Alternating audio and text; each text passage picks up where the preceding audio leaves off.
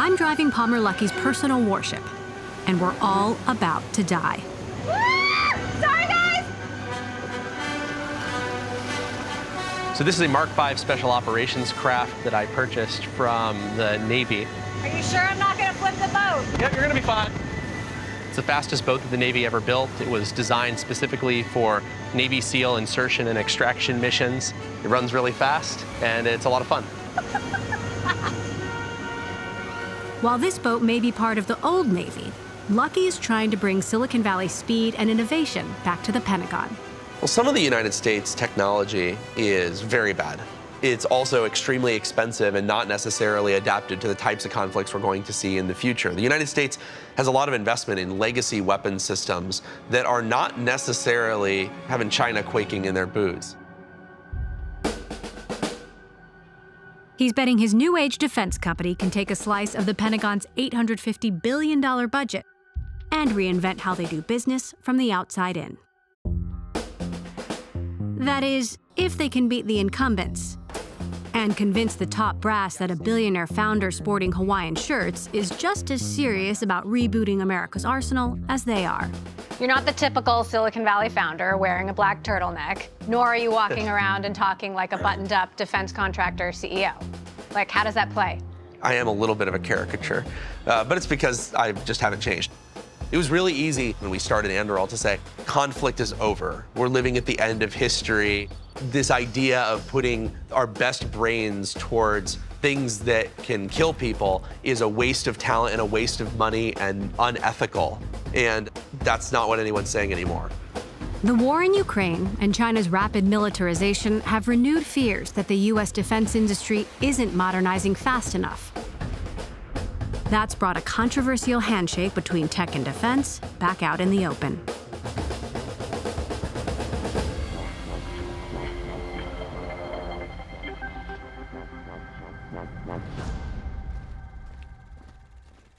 The military has a long and storied history with the tech industry.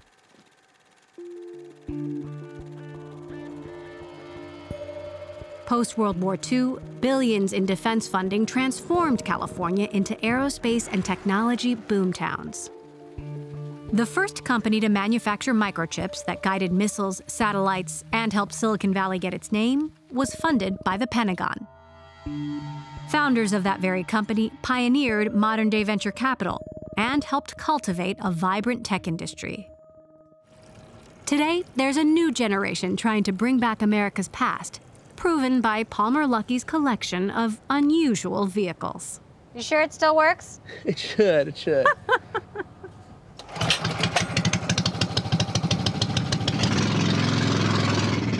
Yeah!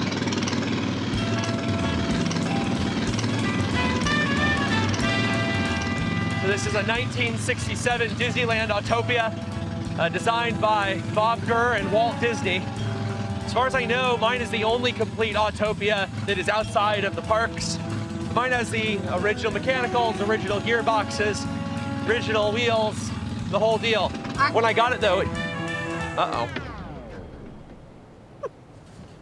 Technical difficulties. Got a flathead screwdriver? Oh, there we go, look at that. We gotta get moving. All right, there we go, back on the road. Back in business. So are you sure this is street legal? We're on the street, aren't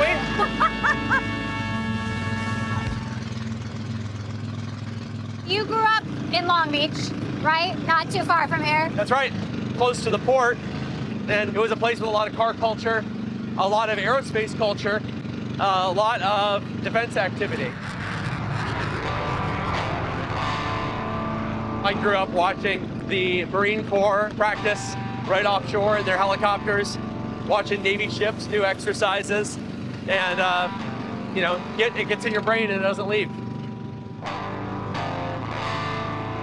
Southern California, unlike a lot of places, is a place where almost everybody knows someone who has served in the military or has a family member who served in the military. When that's the case, because of the density of military population here, you don't really have the crazy political ideology that you get in places like the Bay Area. But when I started Anduril, of course, It was a totally different world. Defense was not cool, and it was definitely not the hottest thing.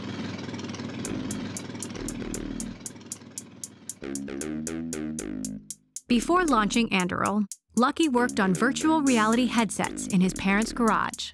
By age 18, he had a prototype that kickstarted the modern VR movement and caught the world's attention, including Mark Zuckerberg. Zuckerberg bought Oculus for $2 billion. Luckey was later ousted. The thing is, I'm actually not nearly as political of a person as people think. I mean, people think you got kicked out of Silicon Valley. Yeah, I got kicked out of Silicon Valley because I made a $9,000 political donation. The reason that people pay attention to it at the end of the day is because it's novel for a person in tech to have supported the person who became president that year. To be clear, he means this guy. Meta disputes that Luckey was fired for his political views, but whatever the reason, the result was a rift between Luckey and the Valley. So he turned his attention to defense and set up shop in Southern California. This is my extraordinarily tall door. The house was built in the 1980s, and I've kept all the bones the same. I think it's a pretty cool place, has some good Miami Vice vibes. I've got my 2-inch teal shag carpet. This is my fish tank. It's about a 6,500-gallon aquarium. This looks like a Dungeons and Dragons table. Oh, no, this is just my coffee table, although it does have a map of our Dungeons and Dragons campaign. What kind of character are you in Dungeons and Dragons? I'm a chaotic, neutral wizard named Nilrim 5. He's from the lost nation of Atlantis. How much success have you had with that? Pretty limited so far. Pretty limited so far. I know you're a big gamer. What are the connections between navigating a virtual battlefield and a real battlefield? Probably the main similarities are some of the technology that we're applying to things like heads-up displays and augmented reality for soldiers and airmen to allow them to see where the danger on the battlefield is. It's also worth noting that really virtual reality came out of military research in the first place. And the games industry and the military-industrial complex have always shared kind of back and forth. How'd you get interested in defense technology? I briefly was able to work as a lab technician on an Army project called Brave Mind. It was treating veterans with PTSD using virtual reality exposure therapy. And that was actually before I started Oculus. I kept in touch with a lot of friends in the defense industry, and what I heard over and over again is that it was broken, the incentives were wrong, they were being punished for doing the right thing, rewarded for doing the wrong thing. They made more money when they were over budget, and that really got me worried, especially in a world where we were running a new experiment as a country, an experiment where, for the first time in American history, tech companies were not working with DoD. The relationship between Silicon Valley and Washington splintered after the Cold War. Top talent caught the dot-com wave, ditching government jobs in windowless rooms for positions at shiny tech firms. Everybody used to work on Capitol Hill or the government or for the military. Now everybody works for an internet startup. The defense industry consolidated power around 5 big primes to supply the military's hardware and software. It's a large, complex oligopoly with a strict chain of command that filters ideas through layers upon layers upon layers of bureaucracy. For tech startups looking to get a piece of the action, welcome to the Valley of Death. The government tries to nurture new ideas, but the amount of time it takes to go from prototype to adoption puts most startups in the defense market graveyard. It seemed impossible for outsiders to compete until SpaceX and Palantir sued the government, claiming the bidding system unfairly favored the incumbents. Palantir co-founder Peter Thiel's venture firm was the first to invest in Anduril. It's no coincidence that the only 2 companies to break through in the last 35 years, since the winding down of the Cold War, really, were both founded by billionaires. It's unfortunate, but it reflects the reality that we've created, where this muscle we used to have as a country of turning small, innovative defense companies into large-scale providers of weapons, we lost it. And the only way to bypass that was to already have made billions of dollars somewhere else. As a country, we need to do better.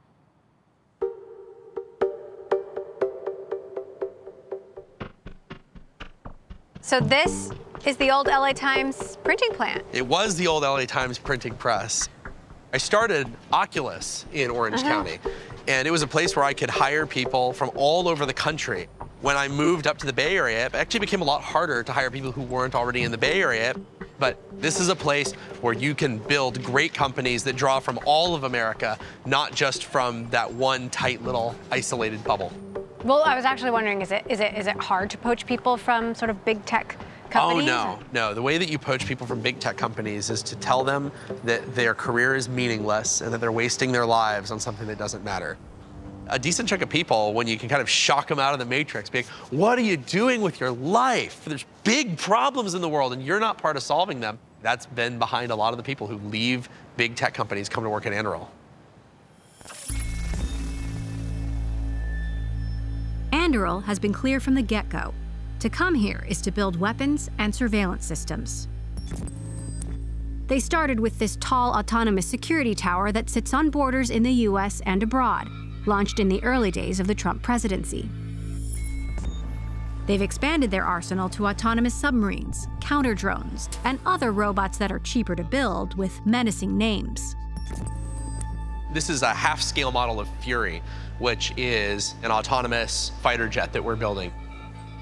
This is WISP. This is scanning infrared imager that's able to detect aircraft by building a 360-degree sphere that it integrates as it scans.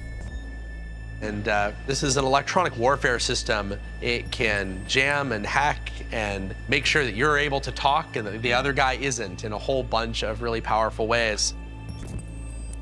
You're trying to run a defense tech company like a startup. How does that compare to like Lockheed Martin and Boeing? And how do you get Washington to accept that? Most new R&D is done on a cost-plus basis, meaning the contractor gets paid for their time, their materials, and then a fixed percentage of profit on top. Of course, that incentivizes you to come up with expensive solutions and to drag it out as long as you can. At Anduril, we're the opposite. Because we're a defense products company that makes things that work and sell them rather than getting paid to do work, it means that when we do something faster, it helps our profit margins. You're building products that the government doesn't even know it needs yet, right? Very often. It's pretty rare that we work on something that is consensus in the government, where there's widespread belief that what we're doing is the right solution to the problem. Often we're building things that they've written off as not feasible or not viable. There was a lot of skepticism about applying artificial intelligence to defense, a lot of skepticism about artificial intelligence in general. ChatGPT was one of the most helpful technologies to us because it helped convince people that AI can do things they didn't believe computers could do. Are we getting to a point where battles could be fought by AI and counter AI only? We're not going to have systems that are acting entirely on their own without human direction. But will we see dogfights between AI fighter jets that don't have people in them? Yes, absolutely. In fact, in Ukraine, there's been a variety of engagements where you had unmanned systems destroying other unmanned systems. It seems like what's happening in Ukraine has marked a shift in warfare strategy. What's happening in Ukraine is fascinating because they can't afford to treat warfare as a thing to be think tanked or as a thing to be debated in white papers. They have to actually win today. And that means that a lot of barriers to trying new ideas have been lifted. And that's one of the reasons you've seen, for example, the proliferation of small unmanned armed quadcopters. It's why you've seen the proliferation of a lot of really interesting counter-drone systems, things that were not nearly mature enough to be deployed, let's say, by the United States. But they are willing to deploy them in a very early stage of maturity because they know they can't win doing things the old way.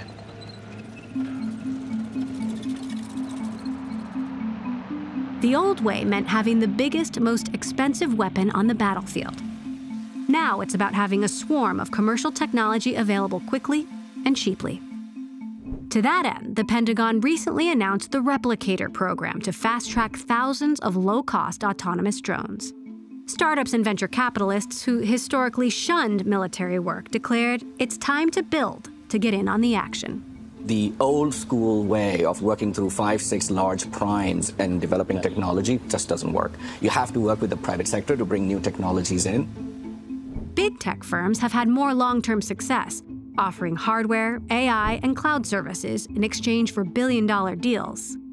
But there's been friction on the tech company side, from engineers who don't want anything to do with the military. Some tech employees have pushed back on working with the U.S. government and the U.S. military. Yes. Do you see where they're coming from? Fundamentally, I think it's an emotional thing. They came to a company to work on consumer tech. They weren't told that their work would be used for potentially violence, and they don't like that. And I empathize with that because to them, it feels like a little bit of a bait and switch. Critics see the technology you're building, worry it could be misused on American citizens, for example. Are they right to worry? Oh, of course. Anything can be misused. But look, like, if you want to point to things that can be misused against American citizens, I mean, the military has a lot of guns. The military has a lot of aircraft. You have to have trust in the system. You have to believe that democracy works. And you have to believe that the right way to control these is on the policy side. There are actually things I would like to build that the DoD would not use and would not deploy, that they do think are beyond the pale. And that's the way that it should be. U.S. foreign policy and military policy shouldn't be in the hands of corporate executives. The heart of Anduril's technology isn't its hardware, but its software. Engineers here have developed a proprietary AI-driven system called Lattice that acts like an intelligent control center for the company's hardware. Lattice is our AI system for controlling distributed robots. We're doing processing and computer vision, machine learning on that data, and producing an operating picture of the world. So we understand the chessboard, so to speak, and then the autonomy can apply those very logical decisions about what to do and move forward and act. So walk me through the process from identification to decision, or decisions. So we've got a manned crew that's going to try and fly in and land somewhere. They have some mission they need to do on the ground, but there's threats that are unknown. So we're going to send the autonomous systems forward. They're going to try and draw out any enemy fire. And with these autonomous systems, you're okay if they die. You're okay if they get taken out, because that tells you more information about the battlefield so that you can make informed decisions. Interesting. But there's still a long way to go, Still a lot to build, yep. There's the old saying, hardware is hard.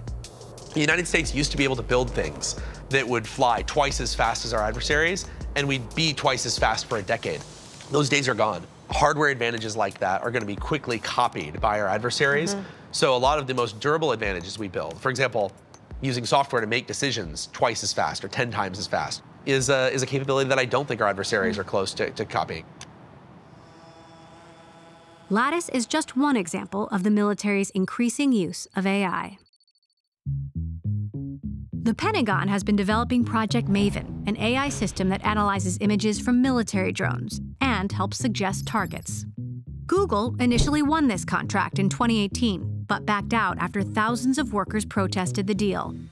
Palantir, Amazon, Microsoft, and Anduril are currently among the main contributors. Maven is now deployed, but there are still open questions about AI's combat readiness. At the end of the day, you just have to be correct, and you're doing it from afar. And so, yes, I would still submit that that is one of the toughest things that my organizations have encountered, is that idea of distinguishing enemy from non-enemy or combatant from non-combatant, and the scale of it is impressive. There are concerns that AI could deepen the fog of war. What do you think about that? No, I super disagree. I think AI is going to be a tool to put all the cards on the table for everyone. My hope is that you're going to have dictators who make better decisions because even they have better information from AI. Let's use Putin as an example. I don't think he would have launched this invasion in Ukraine if he would have understood what was actually going to happen. Remember, they believed this was like a 3-day special operation. They were going to roll in. It was going to be over very, very quickly. If he had had a better understanding of what he had and what they had, I think he probably would not have made the play. There are a lot of thorny ethical questions. We're talking about a possible future of self-guided bombs and killer robots. Who is liable when a human isn't in the loop? The key is that a person is responsible for the deployment of those systems. The existence of an algorithm cannot replace human responsibility for deploying that weapon system. And it has to be a person who deeply understands the limitations of that system and who's going to be held to account when it goes wrong. But war is hell, and it's not going to be perfect. There will be people who are killed by AI who should not have been killed. That is a certainty if artificial intelligence becomes a core part of the way that we fight wars. We need to make sure that people remain accountable for that, because that's the only thing that'll drive us to better solutions and fewer inadvertent deaths, fewer civilian casualties. I don't want AI to do these things, but but a lot of times the existing technologies are much worse. China and Taiwan. How does this play out? It can play out in a lot of different ways. Everything that Anduril is working on the R&D side is oriented towards that fight. Right now, China believes that they can take Taiwan. They believe that the United States is some combination of won't stop them, isn't willing to stop them, won't win if we do try to stop them. They believe Taiwan is in a similar position with their own military. We have to change their minds. I'm probably going to eat these words, but if China ends up invading Taiwan, I'm going to feel like we've really failed in our mission. You actually spent a lot of time in China working on Oculus headsets. What do you know about China's capabilities in AI? What don't you know? I spent time in China back in the Oculus days because that's where we did our manufacturing, and we didn't really have a choice. I deeply understand how dependent our country has become on Chinese manufacturing, Chinese engineering, Chinese supply chain materials. It's really extraordinary how they've pulled themselves up from almost nothing to being an economic superpower. And we did this too. We're the ones that gave them the blueprints. We're the ones that gave them the tech. We're the ones that shipped it all overseas, and I'm part of the problem. I'm one of the guys who did it. What a hole.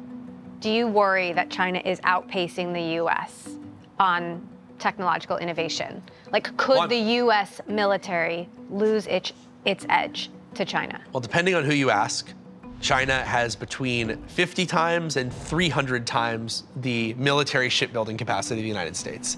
This is a huge problem, especially if you're fighting a war where you lose all your ships and it takes you decades to rebuild. They lose all their ships and they rebuild the same year. This is really inarguably an area where China has outpaced the United States. Now, they haven't outpaced us everywhere, but in a lot of the areas that matter for a fight in the Pacific, they are kicking our ass. And the United States is not going to be able to win by following the same strategy they do. We're not going to be able to build enough shipyards and train enough welders to build 300 times more ships. That's off the table. So we have to win with our brains. Despite all its innovation, Anduril and other defense tech startups are still bit players in the world of military suppliers. Venture capitalists plowed in $100 billion between 2021 and 2023, but only a handful of companies have won meaningful contracts. Right now, Anduril is very much in a high growth stage. We've done a lot of things that I'm very, very proud of, but I'm very aware of the fact that we are not a profitable business. We are living on borrowed time, and so it's hard for me to come and feel like I've made it when I know that anyone can raise money from VCs, buy a really big office, and fill it full of people. The question is, are those people building the right things, and will those things pay off?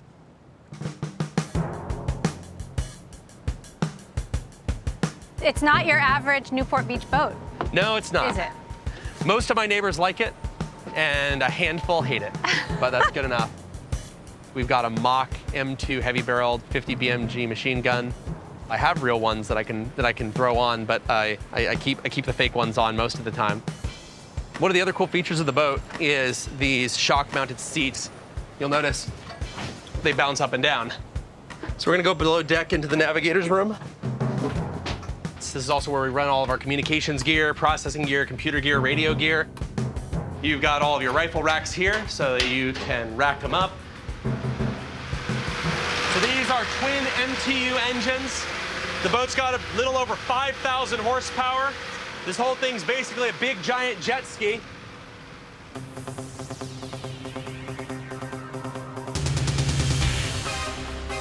So what else do you have in your personal arsenal? Oh, I got a whole bunch of stuff.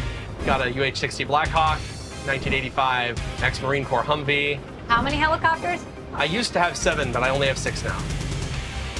I do hear that you have a vault where you have every video game ever created. A while ago, I purchased the world's largest video game collection. And I also collect US Air Force nuclear missile bases. So I put that in one of my missile bases 200 feet underground. Where's that? Oh, I can't tell you.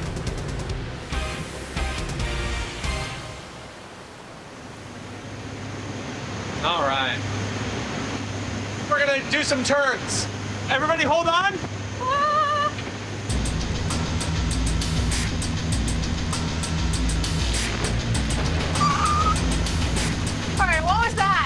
That was one of our own wakes, but we're gonna go find one of the other ones. Woo! Hold on.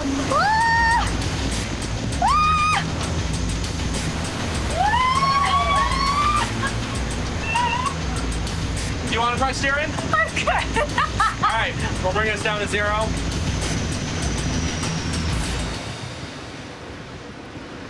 So as we accelerate, you're going to hear first the first turbocharger kicked in, and then after we get at about 20 knots, you're going to hear the second turbocharger kick in, and that's when the engine changes pitch.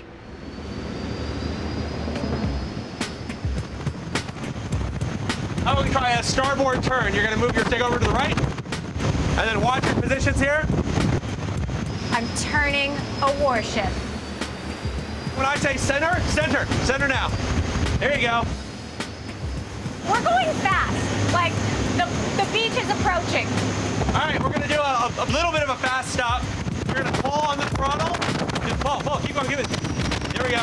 All right, leave it there.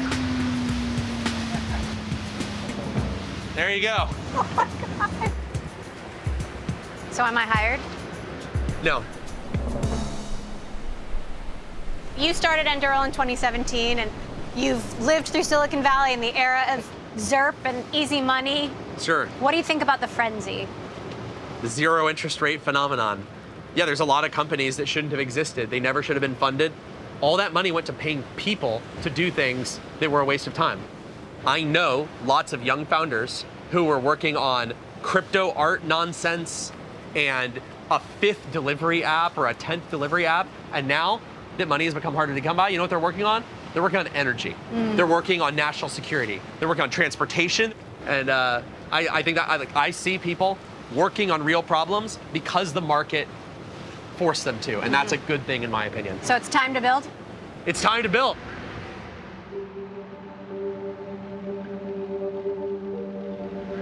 The war in Ukraine, it's been 2 years now. How are we going to look back on it? Well, I think that we're going to look back on it as one of the best examples of the hubris of the modern era, thinking that we lived at the end of history, the end of conflict, that large-scale war was a thing of the past, that artillery is irrelevant, that manpower is irrelevant, that sternly worded letters from the United Nations mean anything at all to expansionist dictators like Putin or Xi. That's, I think, going to be the legacy of this fight. Is the U.S. government working fast enough to foster the agility we need to survive or win global conflicts? It depends on what kinds of fights we fight. Hopefully we have enough time. We might not. Why not?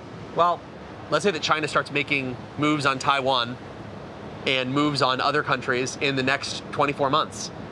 I think we're going to be in trouble.